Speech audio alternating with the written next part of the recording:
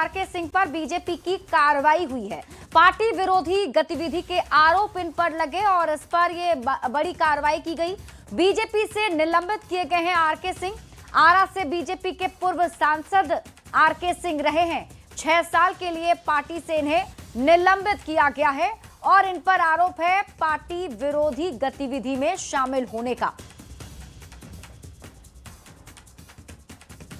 तो पूर्व मंत्री आरके सिंह पर बीजेपी ने बड़ी कार्रवाई की है। बड़ी खबर आपको बता रहे हैं, बड़ी जानकारी। पार्टी विरोधी गतिविधि के आरोप में ये एक्शन पार्टी ने इन पर लिया है।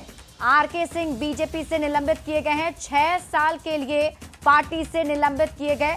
आपको बता दें कि आरा से बीजेपी के पूर्व सांसद रहे हैं आरके सिंह और पार्टी ने ये बड़ी कार्रवाई की है। 6 साल के लिए पार्टी से निलंबित आरके सिंह को कर दिया गया है।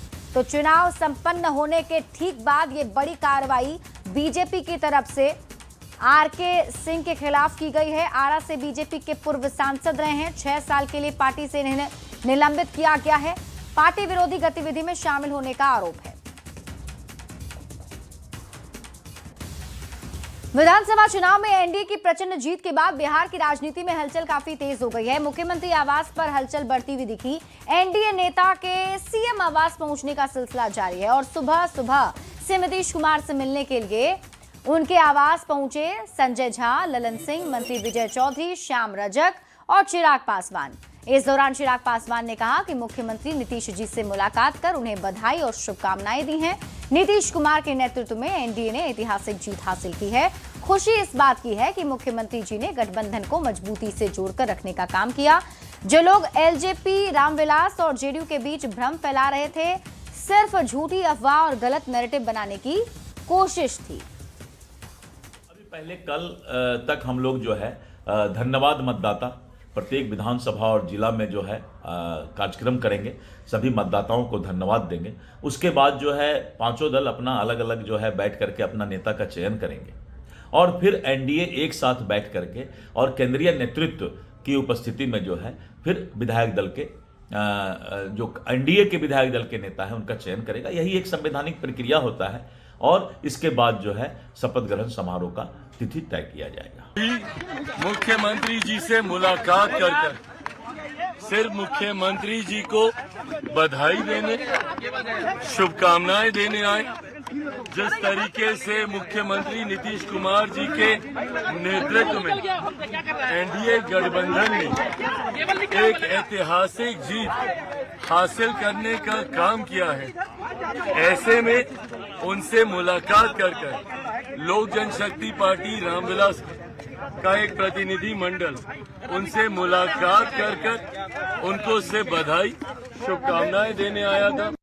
खुशी है इस बात की कि मुख्यमंत्री जी ने जिस तरीके से एनडीए गठबंधन के हर एक घटक दल की भूमिका को सराहने का उन्होंने काम किया। मैं तो सबसे पहले आपके चैनल के माध्यम से पूरे बिहार वासियों को, पूरे बिहार के मतदाता मालिकों को मैं उनको उनके प्रति आभार प्रकट करता हूँ कि बिहार के लोगों ने जो है सुशासन और विकास पर मुहर लगाई है। हमारे नेता माननीय मुख्यमंत्री नीतीश कुमार जी के जो 20 वर्षों की उपलब्धि है और माननीय प्रधानमंत्री नरेंद्र मोदी जी के और दोनों नेता की करिश्माई जोड़ी पर लोगों ने भरोसा जताया है। जिस तरीके के दावे किए जा रहे थे विपक्ष के जरिए से, सर क्या कहिएगा उनका? विपक्ष तो इसी तरह से दावे करेंगे। कोई विपक्ष के पास कोई मुद्दा ही नहीं था। विपक्ष तो जो जनता जानती है कि कौन लोग काम करने वाले, कौन लोग काम करने वाले नहीं, कौन लोग वोट की राजनीति करते हैं, कौन लोग वोटर के बारे में सोचते हैं। हमारे नेता वोटर के बारे में सोचते हैं। हमारे नेता वोट की राजनीति कभी नहीं की, वोट की चिंता कभी नहीं की। हमारे नेता वोटर की चिंता की कि कैसे खुशहाल होंगे, कैसे उनकी जीवन यापन बेहतर कैसे होगा, उनकी आर्थिक, सामाजिक, शैक्षणिक स्थिति कैसे बेहतर होगा। तो जनता समझती, तो जनता अस्थायी रूप से जो विपक्ष को घर बैठाई। कब तक शपथ ले लिए जाएंगे? नहीं, देखिए ये तो विशेषकर जब हमारे एनडीए घटक दल के नेता बैठेंगे और उस पर निर्णय होगी। बिहार चुनाव में बेहद खराब प्रदर्शन के बाद आरजेडी के राज्यसभा सांसद मनोज झा ने कहा, ये एक बड़ा चुनाव था, नतीजे महागठबंधन के पक्ष में नहीं थे। इसका तुरंत मूल्यांकन करना कहीं से भी ठीक नहीं है। जो पहले बिहार में ज्वलंत मुद्दे थे वो आज भी रहेंगे।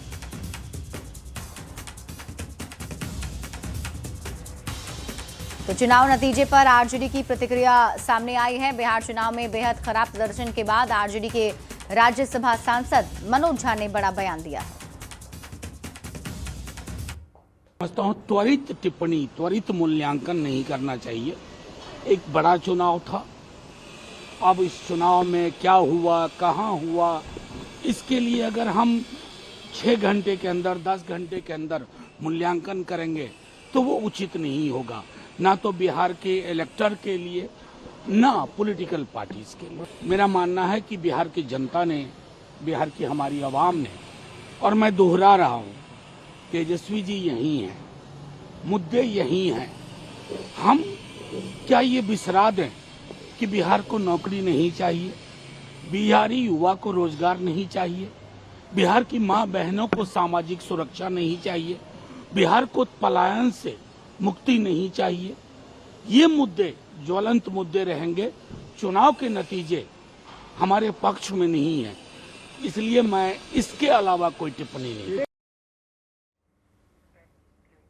और देखिए, चुनाव परिणाम पर आरजेडी ने एक्स पर पोस्ट कर कहा है कि जन सेवा एक अनवरत प्रक्रिया है, एक अंतहीन यात्रा है और इसमें उतार चढ़ाव आना तय है।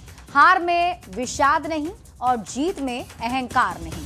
राष्ट्रीय जनता दल गरीबों की पार्टी है, गरीबों के बीच उनकी आवाज बुलंद करती रहेगी।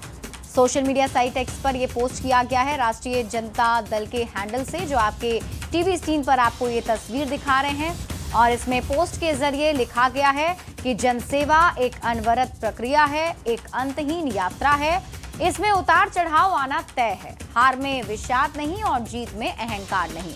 राष्ट्रीय जनता दल गरीबों की पार्टी है और गरीबों के बीच उनकी आवाज बुलंद करते रहेगी।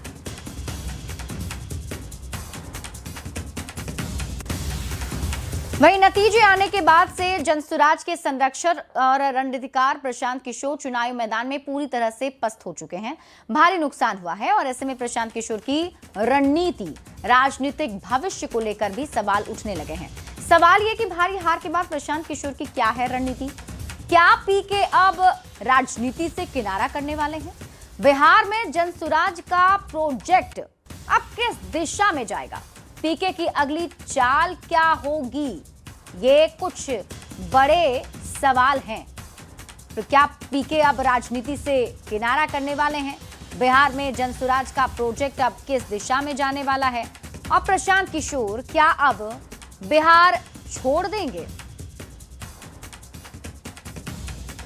तो इन सवालों के बीच जनसुराज के राष्ट्रीय अध्यक्ष उदय सिंह ने कहा, हम चुनाव परिणाम देख रहे हैं और ये हमारे लिए एक सबक है कि हम अपने मतदाताओं को इतना आश्वस्त नहीं कर पाए कि वे हमें एक विकल्प के रूप में देखें। हम निराश नहीं हैं, हम इसी दृढ़ संकल्प के साथ काम करते रहेंगे।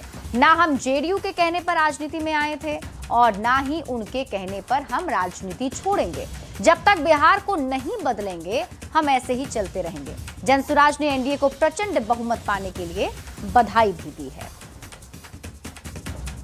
चुनाव परिणाम को हम देख रहे हैं कि हम लोगों के लिए सीख है कि हम लोगों ने अपने मतदाताओं को उतना भरोसा नहीं दिला पाए कि वो हमको विकल्प के रूप में देखे, और जब अंत में वो डर गया कि आरजेडी की व्यवस्था न बन जाए तो वो एनडीए की तरफ शिफ्ट हो गया।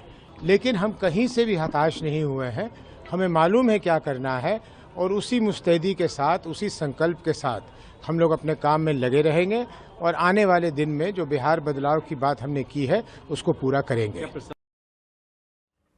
बिहार विधानसभा चुनाव के रिजल्ट आने के बाद से तेजस्वी के नेतृत्व को लेकर कई सवाल उठने लगे हैं।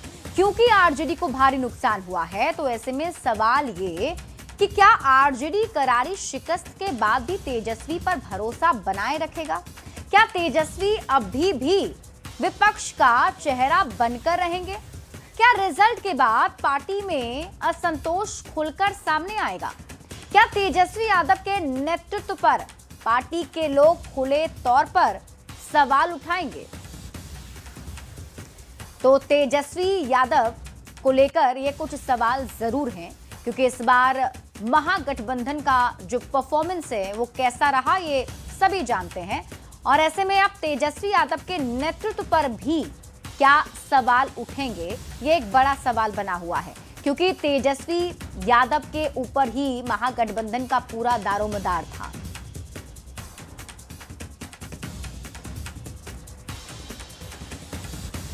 वहीं आरजेडी नेता मृत्युंजय तिवारी ने एनडीए की जीत पर बड़ा बयान दिया है। उन्होंने कहा कि बिहार में एनडीए की जीत चौंकाने वाली है, जिसकी उम्मीद ना एग्जिट पोल ने की थी, ना ही किसी ने सोचा था। उन्होंने कहा कि पार्टी नेतृत्व इसकी पूरी समीक्षा करेगा और ये जानने की कोशिश भी होगी कि ऐसे अप्रत्याशित नतीजे क्यों आए।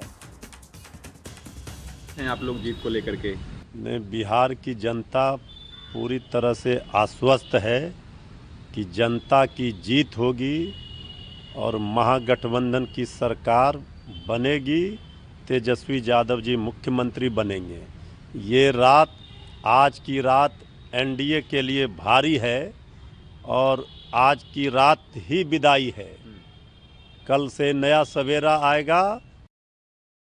नतीजे सामने आने के बाद बिहार की सियासत में तरह तरह की चर्चाएं शुरू हो गई हैं। चर्चा ये हो रही है कि क्या आरजेडी को कांग्रेस ने बिहार में फंसा दिया। आरजेडी कैंप में भी ये सवाल जोर पकड़ रहा है।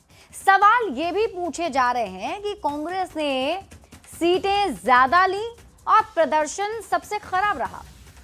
क्या आरजेडी इसे गठबंधन की सबसे बड़ी गलती मान रहा है? क्या अब आरजेडी कांग्रेस गठबंधन बरकरार रहेगा?